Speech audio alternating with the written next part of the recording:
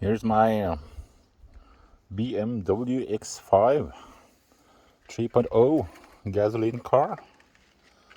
That doesn't matter really. This is a e53 model, and the problem is that the latch cable for the hood is broken. So I didn't find any descriptions on YouTube on how to take off this cover.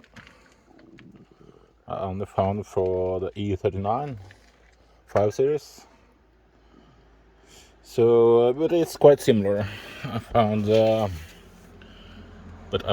difference, and that is that this cover for the footrest normally sits here.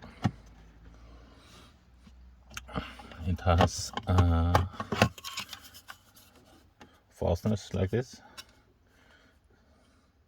I should probably use a plastic pry bar or something to get it out. I used a metal screwdriver, but it sits really well, so a bit of a pain in the ass to get it out, but it's possible.